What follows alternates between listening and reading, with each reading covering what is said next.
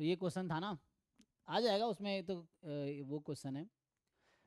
तो हमारा क्वेश्चन, हाँ।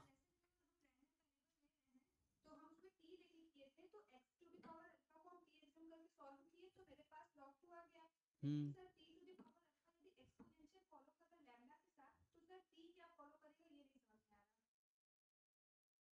निकल जाएगा फिर उससे, वो करके ट्रांसफॉर्मेशन करके निकल आएगा। लेकिन वो आप डायरेक्टली भी सीडीएफ निकाल सकते थे, इतना करने की जरूरत नहीं थी। जो आप कर रहे हैं ना वो भी ठीक है, बट डायरेक्टली भी आ जाता। तो वो मोमेंट वाला क्वेश्चन था ना, वहाँ पे मोमेंट उस वर्ड में यूज था। तो क्या क्या गिवन, मीडियन गिवन था ना, मीडियन एंड,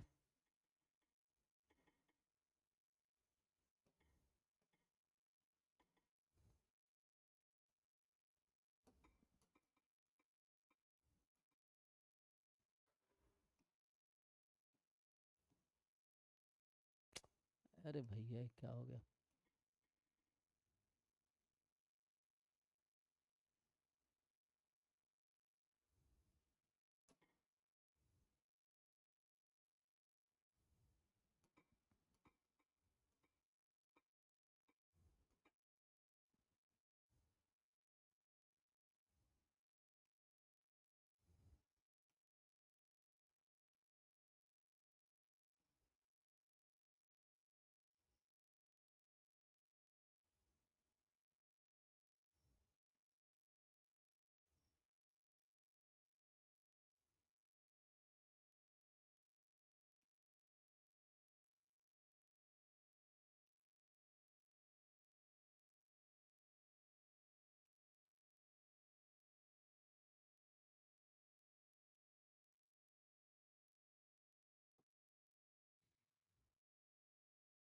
यही था ना, देखिए।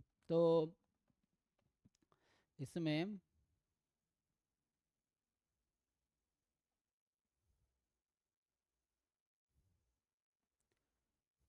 इसमें हालांकि सीडीएफ निकालना उतना मुश्किल नहीं है, आपने जो किया वही ठीक है, बट सीडीएफ निकालना आसान काम है। तो यहाँ से अगर मैं सीडीएफ डायरेक्टली लिख दूंगा तो आप इस अप्रोच से करेंगे, इजीली आ जाएगा।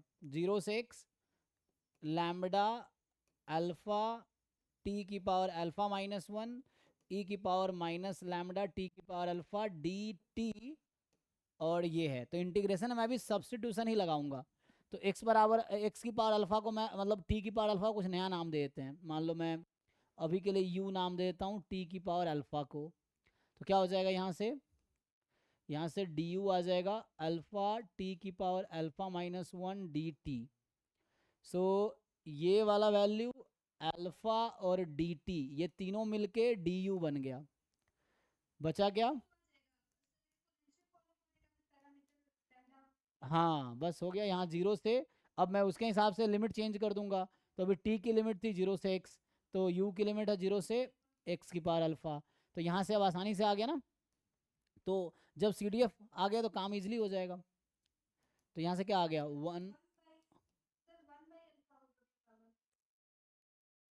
हाँ क्या होगा, 1/अल्फा। यहाँ से नहीं, मैं कह रहा हूँ कि t मेरा 0 से x था, तो u की वैल्यू कहाँ से कहाँ तक।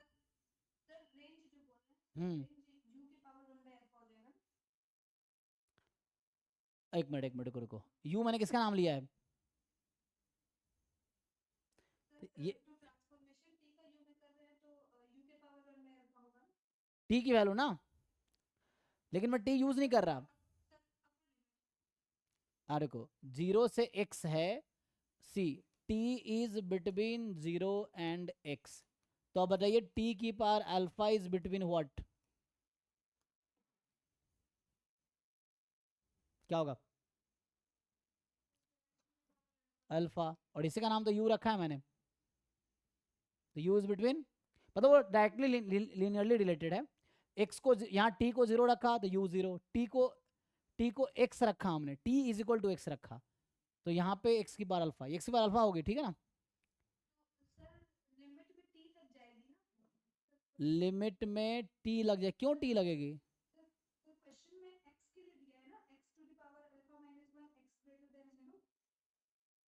x में अल्फा -1, नहीं नहीं वो मैं t में कन्वर्ट किया, वो x तो लिमिट वेरिएबल है। देखो यहाँ पे जो हम लिखते हैं CDF को कैसे लिखते हैं हम लोग, what is CDF, CDF is integration 0 to x F x at T D T, ये लिखता हूँ, ये लिखा हूँ मैंने एक्चुअली सी। तो यहाँ पे टी की लिमिट कहाँ से कहाँ तक है? 0 to x। अब मैं अगर मान लो इसी में अगर मैं t को रखता हूँ, जैसे यहाँ पे मैं कुछ ऐसा सब्स्टिट्यूट करूँ, u is equal to some t की पावर अल्फा, तो जब du में जाएगा तो u की लिमिट आएगी। अच्छा लेट से मैं अगर u को t स्क्वायर कर देता हूँ, अब ये du आ जाएगा, तो बताओ du में u की लिमिट क्या होगी?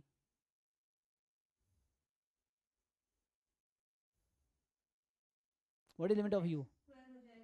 हाँ तो वही तो, इसलिए x की पावर अल्फा यहाँ भी तो है। सो दैट यही तो हमने किया है, 0 से x की पावर अल्फा सेम तो है। ये हो जाएगा, आप सब कर लोगे आप? यहाँ से सी डी एफ निकल आएगा, और वो तो आ गया, एक लाइन का बचा है, तो ये आ जाएगा 1 माइनस ई की पावर माइनस लैम्डा एक्स की पावर अल्फा। ये आपका सी डी एफ आ गया। अब हो गया, सी डी एफ में हमने पहले ही बताया आपको कि सी डी एफ एट 1 1/2 कर दो, सी डी एफ एट 2 3/4 कर दो, हो गया। तो ये इससे सॉल्व करना आसान है, हो जाएगा।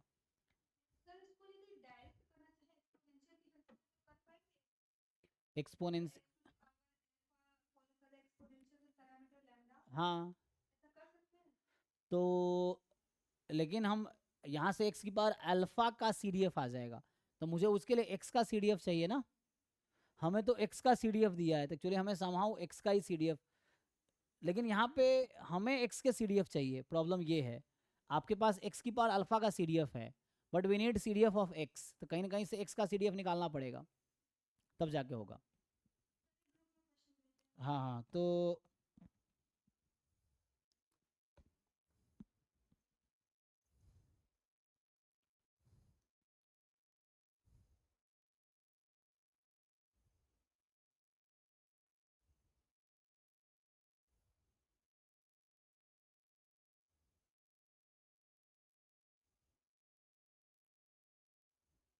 1 मिनट रुक जाओ।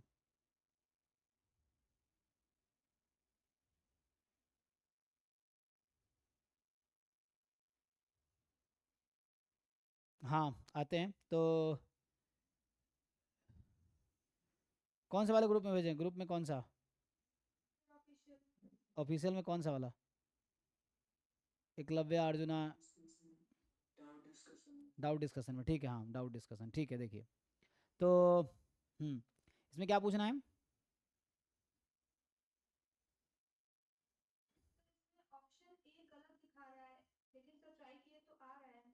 हाँ हो सकता है ऑप्शंस कुछ असाइनमेंट में गलतियां हैं, वो कोई दिक्कत नहीं है।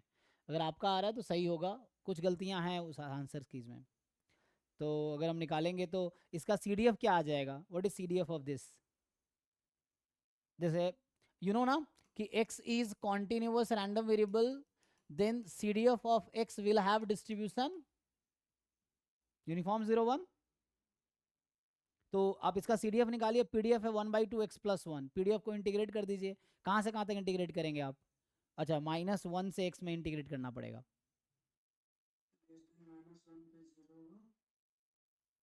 नहीं वो तो ठीक है, मैं बोल रहा हूँ सी डी एफ निकालेंगे तो क्या आएगा? What is C D F of x?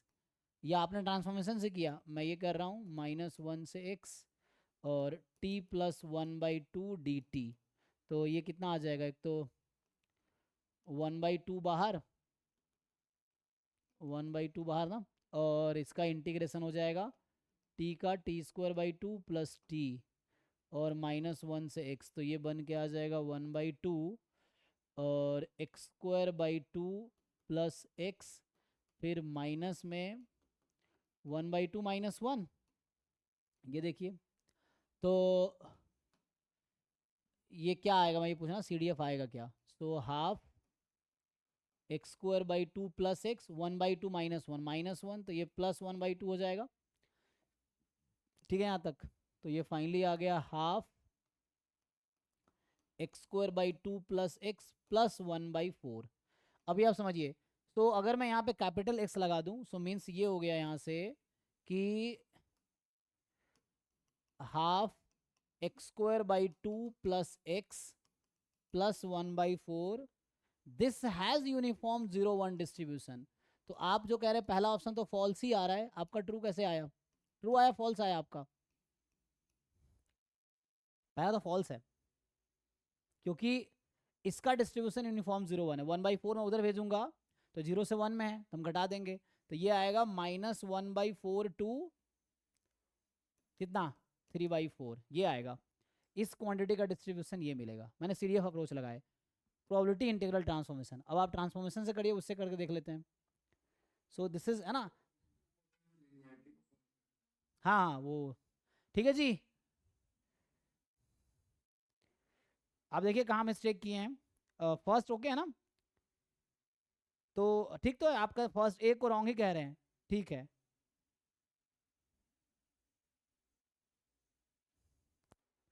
इनका क्लियर हुआ कि नहीं, क्या पूछ रहे हैं ये, नेक्स्ट बताओ।